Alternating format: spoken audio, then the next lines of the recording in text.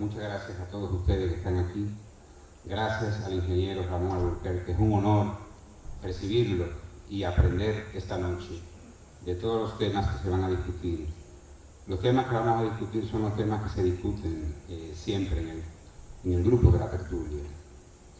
Se discute mucho sobre el origen del universo, la energía, la física cuántica, la religiosidad. Vamos a abordar una serie de temas en un ciclo de preguntas y respuestas.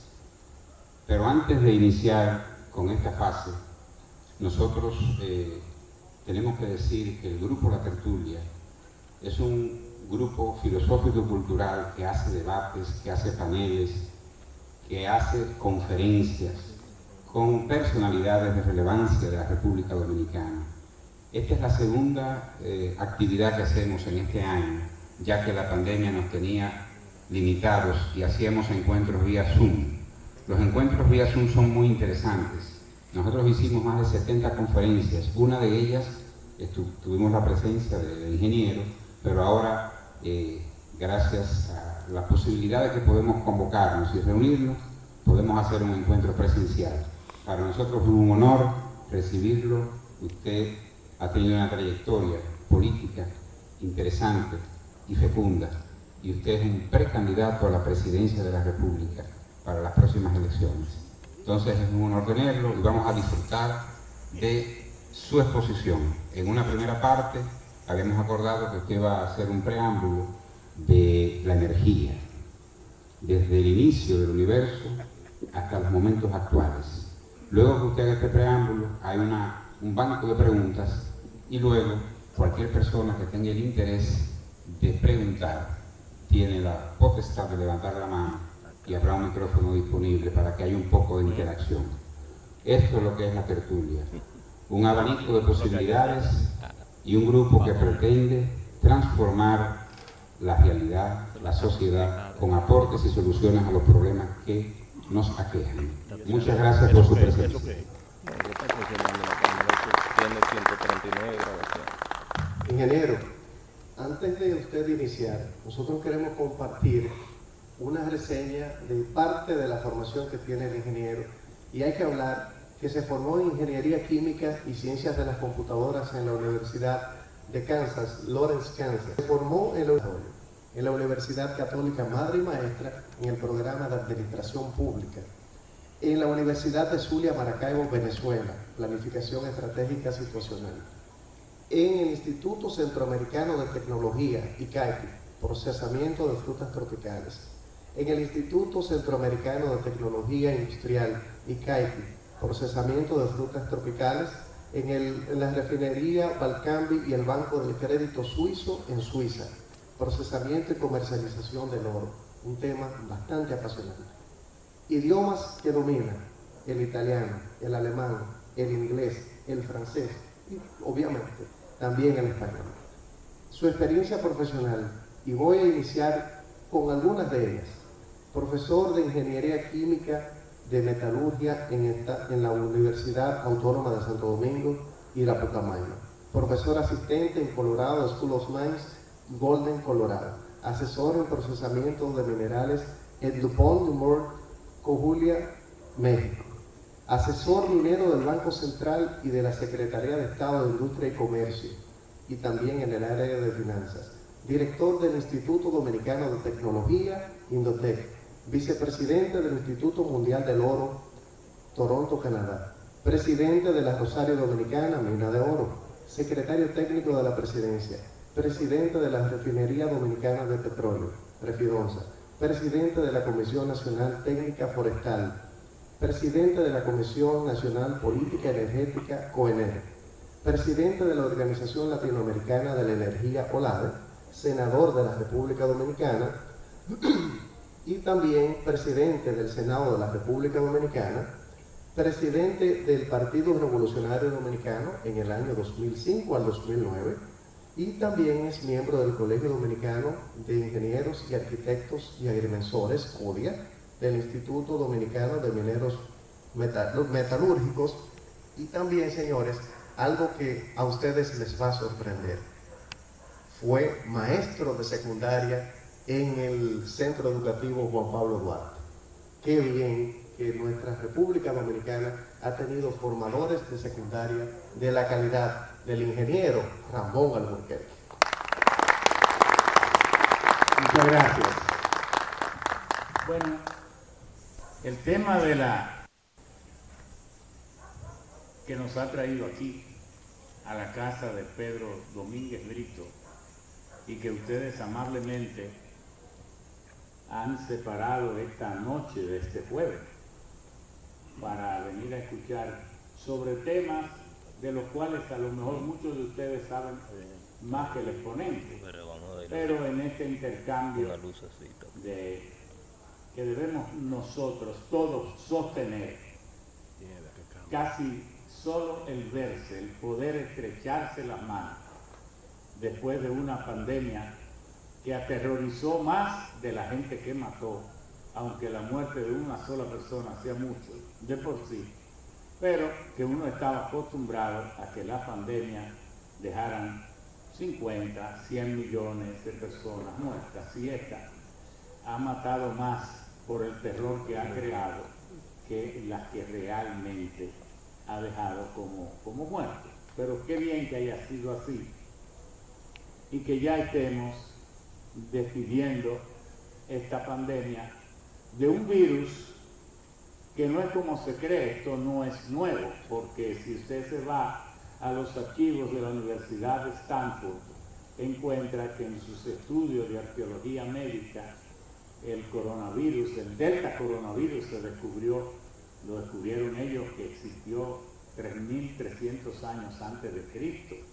El beta coronavirus 2.000 años antes, el alfa coronavirus 800 años antes de Cristo, y que fue en el 1896 cuando saltó de los bovinos, de animales bovinos, a los humanos, solo que por la pandemia de 1918, la gripe española, se abandonó su estudio hasta ser retomado en el 1960 y ya luego en el 2002 con el SARS-CoV-2 y luego en el 2010 con el MERS-CoV-2 ya se tenía mucho dominio, y por eso se ha podido lograr esta pandemia en tiempo récord, esta vacuna en tiempo récord. De todas maneras, nos hacemos de la idea de que nos vamos despidiendo de ella, y ojalá que sea así. De todas maneras, cuando llegamos adultos y antes de morir nos hemos puesto por lo menos 30 vacunas, porque uno cuando antes de los 2 años ya se ha puesto por lo menos 16 vacunas. Entonces una vacuna más, ya yo me he puesto 3 y estoy esperando la 4ª para ponérmela también. Aunque algunos todavía tienen la tesis, están teorizando de si vacunarse o no, que también respetamos eso. Hablar de la energía es fácil, porque energía somos todos. Y después de la genialidad de Einstein de decir que la energía es igual a la masa por la aceleración al cuadrado, bueno, ya sabemos que todo es energía. Pero hablar de la energía de manera metódica, uno tiene siempre que recurrir por respeto a los libros, a los textos religiosos, a los principales. Y uno de los textos que intenta incursionar en el tema de la energía y de la creación por lo menos de la tierra, es la Biblia. Nosotros tenemos un libro que va a salir, acabamos de escribirlo, tal vez no debía haberlo hecho así, pero así ha sido, como unas 550 páginas, y el título es Energía del Cosmos a los Humanos, y precisamente inicia con el Génesis, de cómo el Génesis, cómo el autor del Génesis nos transmite la enseñanza o el principio científico o la ilusión de que pudo haber sido así, la manera como fuere, de que Dios creó el mundo a la temperatura ambiente. Entonces, el primer elemento que uno tiene que analizar, como un planeta que es todo ígneo que tiene un núcleo a 6.000 grados centígrados, que lo único frío es esta superficie, que tiene 12.756 kilómetros de diámetro, que tiene 510 millones de kilómetros cuadrados de superficie, y que de esos 510 millones de kilómetros cuadrados de superficie, los océanos son 360 millones, y las tierras emergidas y las islas 158 millones, como ese mundo que tiene 43.000 kilómetros de circunferencia pudo haber sido que tiene una temperatura media de 3.000 grados, pudo haber sido creado a temperatura ambiente. Porque en el fenómeno de la creación, en el Génesis, no se habla de calor, ni se habla de la energía, y así con esa facilidad se separa el cielo de la tierra, y además se limita solo a crear el planeta Tierra, y eso no es posible, porque usted no puede crear un solo planeta sin crear el cosmos entero. De todas maneras, yo creo que fue un gran esfuerzo explicativo que hubo de haber ocurrido para crear el Génesis. Nosotros lo analizamos con todo respeto, pues le ponemos todas las desafiantes preguntas que siempre surgen en torno a este fenómeno, que es una cuestión de fe, pero científicamente no pasa de leyenda. Pero también nos vamos entonces a la teoría del Big Bang. Y en la teoría del Big Bang, que es una simple teoría que no ha pasado de ahí, porque los hechos ocurrieron hace 14.000 millones de años en los supuestos ciclos creativos y destructivos que supone la misma teoría de que el universo, el cosmos, se destruye y se reconstruye en ciclos de 15.000 millones de años. Tenemos 14.000. Si uno no tuviera tanta impaciencia de irse, tal vez uno pudiera ver el final, pero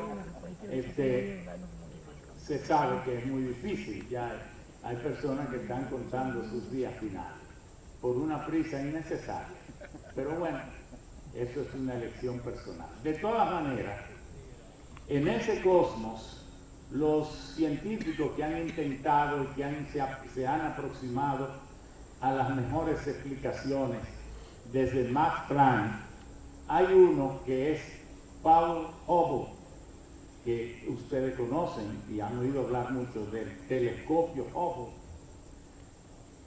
que hizo aportes increíbles en norteamericano, que también le corrigió las teorías a Einstein. Y fíjense que para corregirle a Einstein alguien debe tener mucho en su cerebro. Pero Einstein en 1905 publicó lo que se llamó la teoría de la relatividad especial.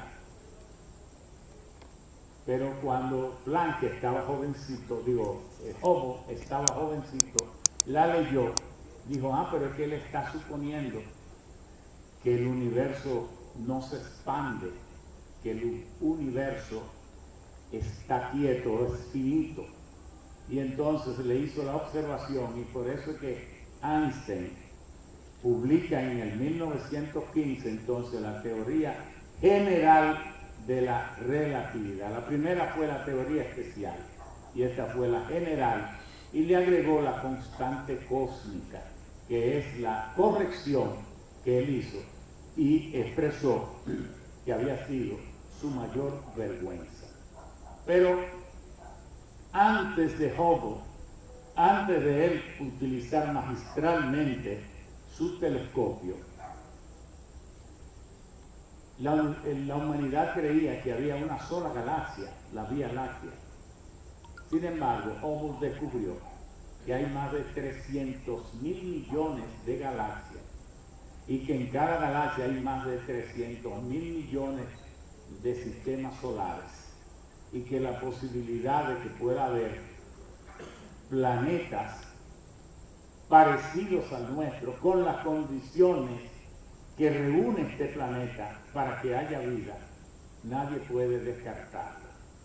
Pero lo más trascendente de todo lo que uno pueda estudiar de la energía es que no hay un solo científico que no haya llegado a la conclusión de que todo lo que la ciencia ha podido penetrar en su conocimiento no pasa de un 3% de lo que es el cosmos, porque el 97% o más obedece a las energías y a las materias negras, es decir, los agujeros negros, que son el misterio, el real misterio del universo.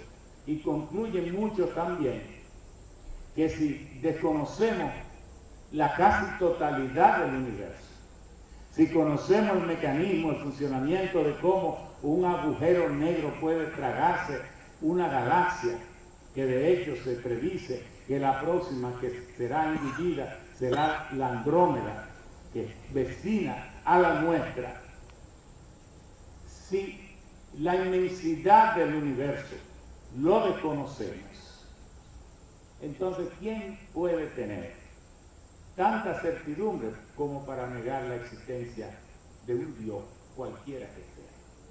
Por eso, los que quieran creer en su Dios se sienten reafirmados, porque si todos los científicos dicen eso, entonces usted, si cree, puede sentirse que mientras no se pueda cambiar el curso de la ciencia hasta que este derrotero no sea reversible, entonces siéntase confirmado y sigue creyendo en lo que usted crea, que la inmensidad de este universo es para no negar nada. Pero modernamente, y a partir del 1900, y eso se puede decir que es modernamente, cuando Max Planck planteó los fundamentos de la mecánica cuántica y cuando Heisenberg planteó el principio de la incertidumbre o de la indeterminación, que la mejor manera de plantearlo es que yo como un cuerpo, macrocuerpo, no puedo cruzar esa pared, pero un átomo que es parte de mí y un fotón que es parte del átomo sí puede cruzar la pared. Y si varios átomos, miles de fotones míos, pueden cruzar la pared, puedo suponer que algún día yo la podré cruzar. Pero algo más, el otro principio de la mecánica cuántica es el de la ubicuidad, de que una misma partícula pueda estar en el futuro, en el presente y en el pasado, y donde se puede demostrar que una partícula toma energía prestada y se puede ir al futuro. Y uno dice, tanta teoría para que no, con esos principios, y que se ha podido construir algo que ustedes han usado y que saben el poder que tiene y el alivio que da cuando un estudio hecho en una resonancia magnética le dice a usted que usted está libre. ¿Cómo es posible? ¿En qué se basa la resonancia magnética? En que unas emisiones de onda, porque también el principio básico de la mecánica cuántica es que la luz es corpúsculo y onda al mismo tiempo, y de ahí viene el principio de la dualidad. Una emisión de onda de un cátodo pueda atravesar su cuerpo, leer la estructura de su cerebro y mostrarlo en una imagen.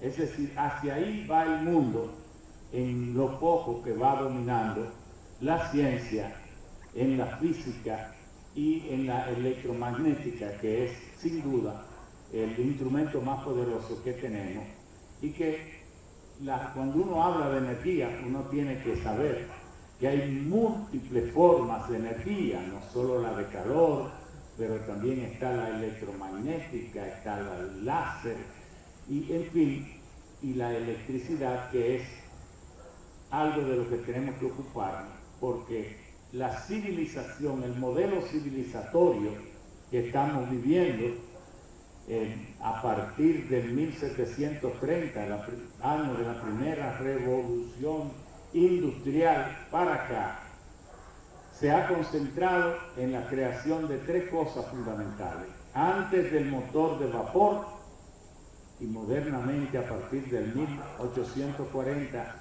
del motor de inducción eléctrica y luego, claro, de la electricidad y finalmente del motor de combustión interna, que es el que está poniendo el mundo en aprieto. Debo decir que la forma de nosotros haber fundamentado nuestra civilización es lo que nos está llevando a creer que le estamos haciendo tanto daño a la naturaleza que estamos provocando un cambio climático.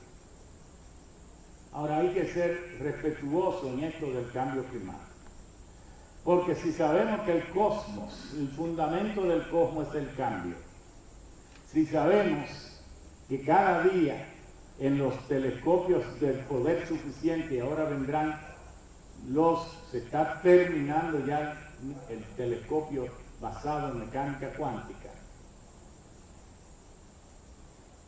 pueden descubrir y descubren que el cambio es la ley fundamental del cosmos. Entonces, ¿cómo podemos nosotros pensar que el clima nunca va a variar? Claro que el clima varía y ha variado siempre, porque ¿dónde está la cultura sumeria? Esa cultura que había al sur de Irak, de la Mesopotamia, que ahora hemos descubierto que tenía un avance enorme, está sumergida en los mares. ¿Por qué? Porque esa civilización, en ella ocurrió uno de los últimos cambios climáticos, que fue el término de la edad del hielo. Y al concluir que hace 10.000 años o 9.000 años, que tal vez la narración del diluvio también ocurrió con esto del término de la edad del hielo.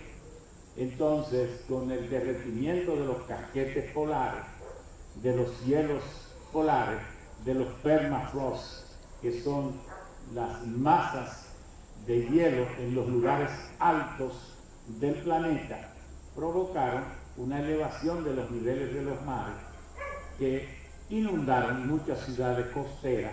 Lo mismo que estamos diciendo que puede ocurrir ahora si ocurre otro cambio más. Ahora, ¿de qué se habla cuando decimos que hay que hacer esfuerzos para corregir el curso de la civilización y el fundamento de la civilización misma? Hablamos de que no podemos seguir quemando 100 millones de barriles de petróleo al día. Eso es lo que quemamos. Los datos prepandémicos delataban que quemábamos 100 millones de barriles. Ahora debe andar por los 93, 94. Vamos en una recuperación rápida, pero no ha ocurrido el 100% de recuperación. ¿Qué significa quemar 100 millones de barriles de petróleo por día? Significa quemar 37.000 millones de toneladas al año. Pero ¿qué significa quemar un barril de petróleo? O una tonelada de petróleo, que usted va a producir 2,5 toneladas de CO2. ¿Por qué? Porque los hidrocarburos son carbono e hidrógeno. El carbono tiene un peso atómico de 12 y los hidrógenos de 1.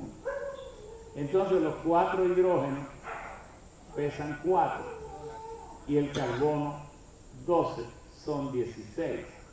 Pero cuando usted lo quema se le agrega oxígeno y entonces además de agua, usted va a producir CO2. Y entonces el CO2, ¿qué peso atómico tiene? El C sigue pesando 12, pero el oxígeno pesa 16. Y 2 átomos de oxígeno son 32. Y 12 son 44. Entonces, por eso, cuando se quema 1 tonelada de petróleo, usted está produciendo 2,5 toneladas de anhídrido carbónico o de CO2. El CO2 no hace daño, el CO2 no contamina, Porque cuando yo hago esto, ¿por qué yo puedo apagar un fósforo? Alguien prende un fósforo, yo lo puedo apagar. Le doy una descarga de nitrógeno, pero sobre todo de CO2, que es el producto de mi exhalación, porque yo inhalo aire que tiene un 19% de oxígeno para que la hemoglobina atrape el aire y entonces viaje con la sangre rica en nutrientes para allí, cuando llegan los nutrientes a la célula, gracias a la insulina, una combustión que debió darse a 98 grados ocurra a 36, que es la temperatura del ser humano. Y por eso, esa es la magia de la insulina. Por eso una gente no dura mucho. Aquí hay muchos médicos, tendré cuidado en no seguir hablando mucho de eso. Pero esos son los que me han dicho que eso es así. Entonces, el CO2 no hace daño. Pero, ¿qué resulta? Que la atmósfera del planeta debe ser neutra. El planeta nuestro, la Tierra, genera mucho calor porque ignoramos que el núcleo de nuestro planeta está formado por níquel, hierro, pero por uranio. Y en el planeta, en el núcleo de nuestro planeta, están ocurriendo desintegraciones nucleares. ¿De dónde viene el calor de nuestro planeta? No es del calor originario de cuando se formó, no. Es que permanentemente hay detonaciones. No detonaciones, pero sí desintegraciones nucleares. Y ese calor infinito del centro de la Tierra se transmite en las diferentes capas del magma que integra nuestro planeta, que tiene, como les dije, 12.756 kilómetros de diámetro, pero la costra fría, donde estamos ahora, donde están los continentes y donde están los océanos, esa costra en su lugar más grueso tiene 100 kilómetros y en su más delgadito tiene 2 kilómetros, que es en los fondos marinos. Y entonces, ¿qué significa eso? Que todo ese calor también sale a la atmósfera, pero la atmósfera, ya la NASA ha calculado cuánto calor nos llega a nosotros del Sol. Y le ha dado el nombre de la constante solar. Constante solar, que son 1.361 watts por metro cuadrado por segundo. 1.361 watts por metro cuadrado por segundo. Ese calor se transmite a través de la atmósfera y es absorbido por los gases atmosféricos en su gran parte y solo llega como un 6% a los suelos. Pero aquí, cuando se refleja el calor que llega, si hay demasiado CO2 en la atmósfera, entonces capta parte del calor que deberíamos nosotros devolver al espacio. Recibimos 1.361 watts por metro por segundo. Esa misma cantidad deberíamos devolver. ¿Y cuál debería ser la temperatura de la atmósfera? 14 grados. Esa es la que debería ser la temperatura de la atmósfera si no hubiese, si siempre la cantidad, la concentración de CO2 se mantuviera en 200 partes por millón. Si nadie estuvo vivo cuando empezó la revolución industrial, que fue la fecha en que empezó a alterarse las partes por millón de CO2 en la atmósfera, ¿cómo sabemos cuál era las partes por millón en el 1730, descontando todo el efecto nocivo que hemos nosotros causado por la revolución industrial? Muy fácil, yéndose a los casquetes polares y haciendo perforaciones hasta de 3,5 kilómetros y sacando testigos de pedazos de hielo, metiéndolo inmediatamente a un laboratorio para sacar el aire que contiene ese trozo de hielo y entonces determinar en ese aire qué parte por millón tenía de CO2. Es hasta fácil, difícil de hacer, fácil de decir.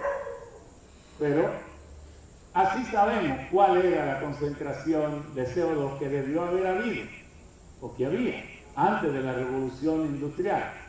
Entonces de ahí podemos nosotros inferir si hemos hecho daño o no a la atmósfera.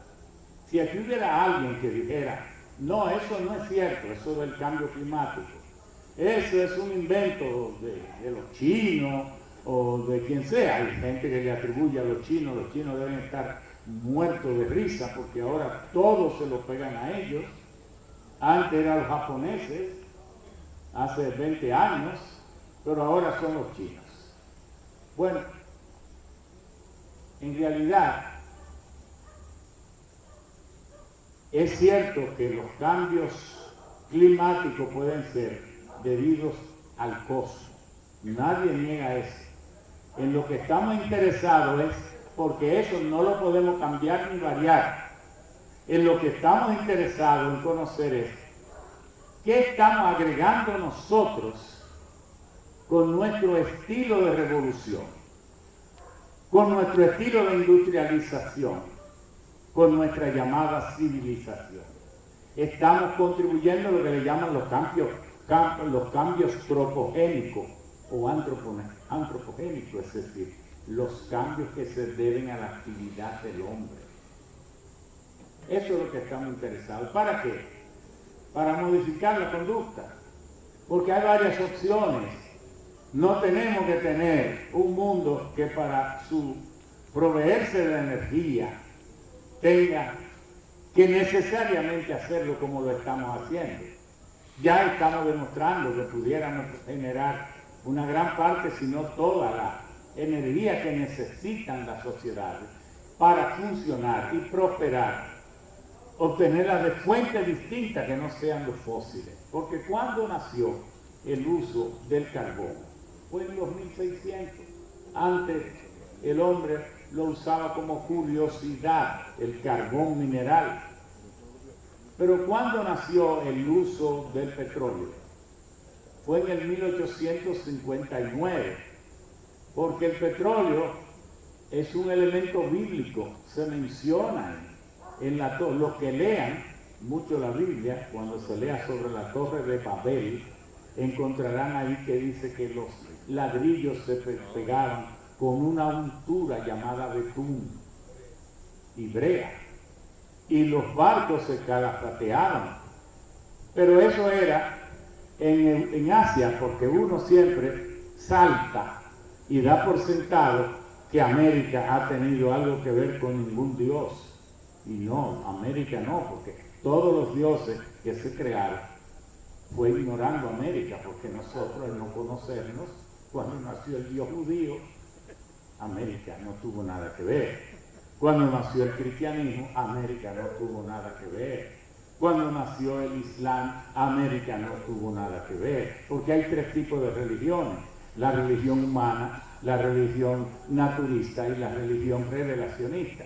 Las religiones humanas es como el budismo, que Siddhartha Gautama Buda en el 457 empezó a buscar el estado de iluminación perfecta a través del control de sus fuerzas humanas, personales, de su voluntad y de todo esto, hasta alcanzar el estado de iluminación.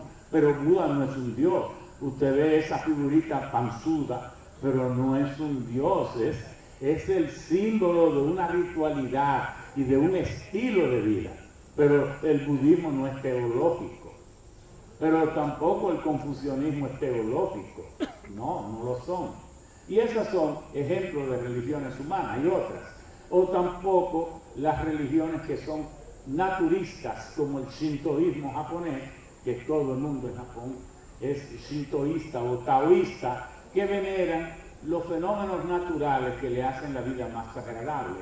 Entonces usted ve que en Japón el florecimiento de los cerezos, eso es motivo de casi una deidad, pero es porque le agrada tanto, ellos divinizan lo que le agrada. para entonces contagiarlo y le ayuden a vivir su vida mejor, pero no tiene intención teológica.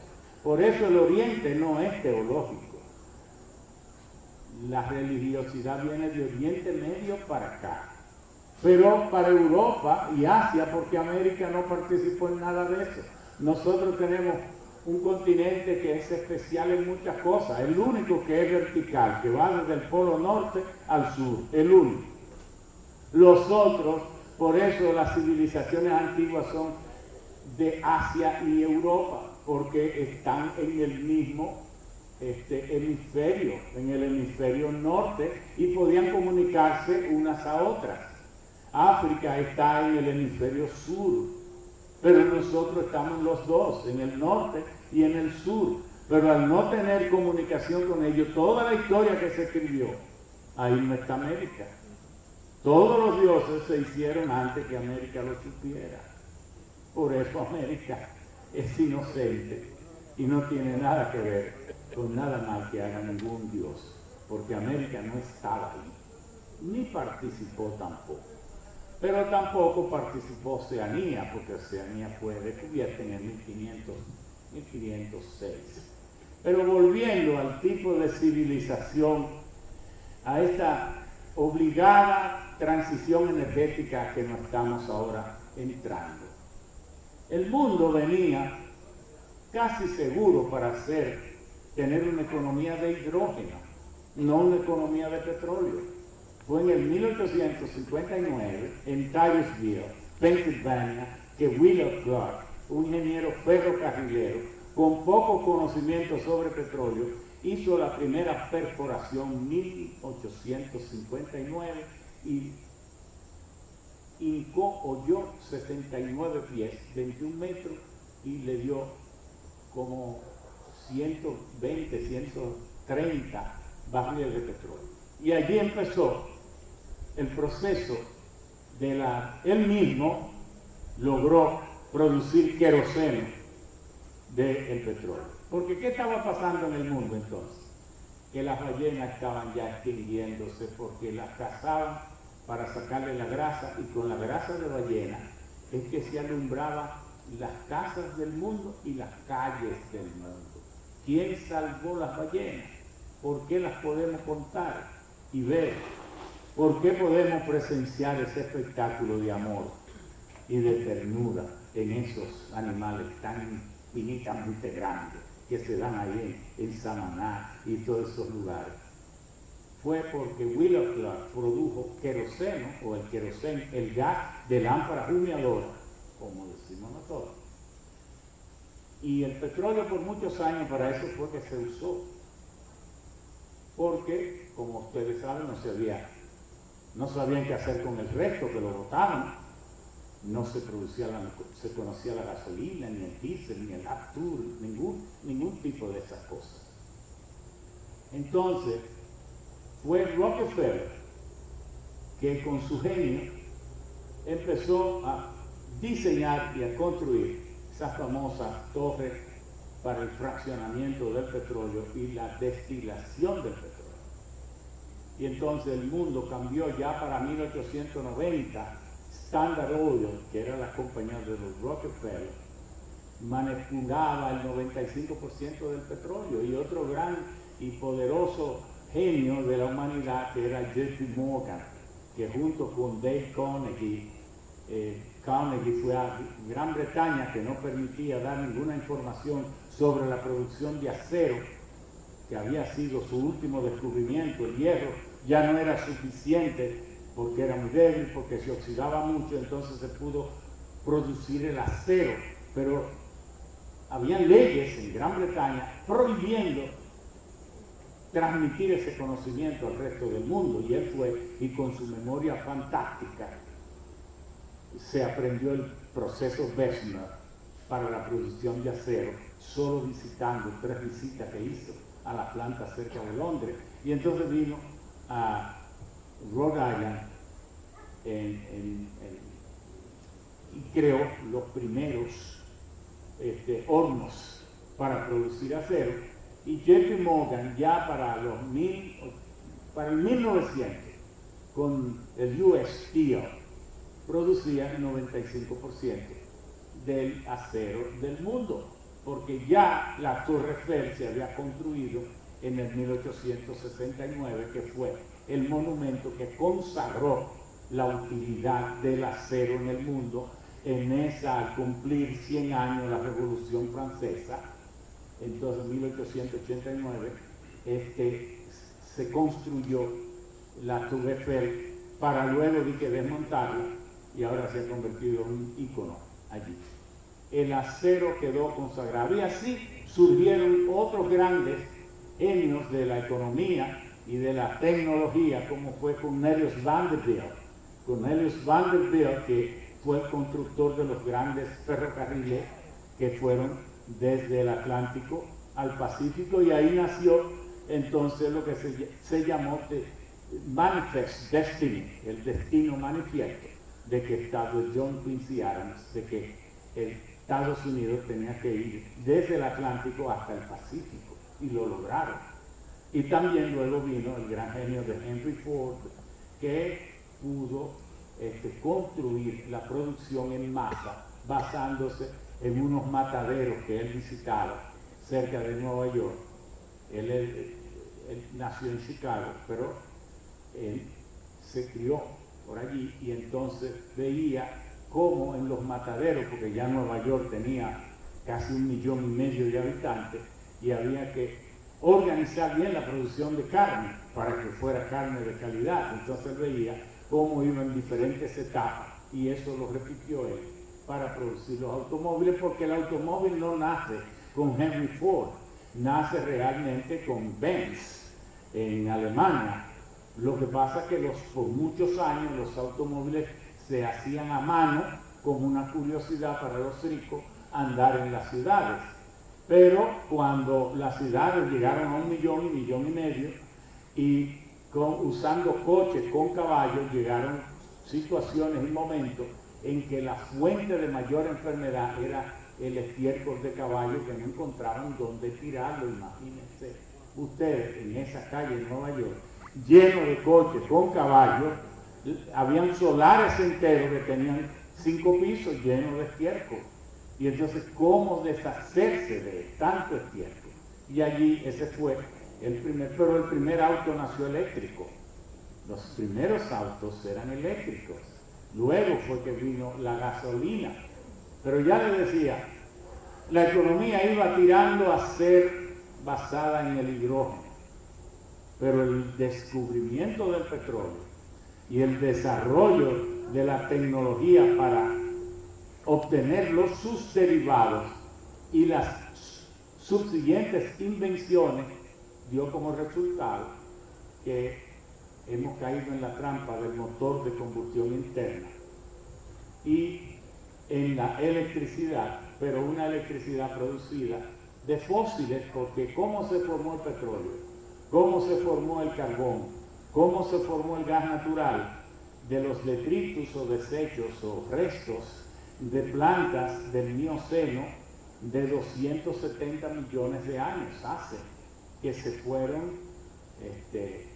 siendo depositadas y arrastradas a pantanos y fondos de mares y de ríos, y entonces cubiertos con estériles, con lodo, con roca, con arenillas y todo esto, y el peso de las propias aguas lo fue aplastando y hundiendo, y entonces, como eran tiempos muy fríos, no se descompusieron de una vez, y entonces con el tiempo, a través de esos millones de años, toda sustancia orgánica que se descompone en ausencia de aire produce hidrocarburos. Pero el primer ejemplo está en esta casa. Aquí tiene que haber un respiradero en el pozo séptico, porque las heces fecales de los que viven aquí, y me excusan, pero lo hacen. Bueno, esas heces fecales en ese pozo séptico sin aire se descomponen. ¿Y en qué se descompone? Metano, el primero de los hidrocarburos, porque los hidrocarburos, el petróleo es metano, etano, propano, butano, pentano, hexano, heptano, octano, nonano y decano. Ahí están todos los que son petróleo líquido. Luego de ahí en adelante siguen un decano, 2 decanos, etcétera, etcétera, para el asfalto. porque también el asfalto es petróleo. ¿Qué quiero decir con todo esto? Que esa parte de la modificación del clima que se debe al tipo de revolución o de actividad o de civilización que hemos tenido, fundamentada en el motor de combustión interna en un motorcito de 2 ruedas, motor de combustión interna en los autos, en los barcos, en los aviones, en todo, en las plantas que nos convierten los fósiles en electricidad. Quemamos, ya les dije, 100 millones de barriles por día, pero no les dije que quemamos 8.000 millones de toneladas de carbón. No les dije tampoco que quemamos 4 billones de metros cúbicos de gas natural.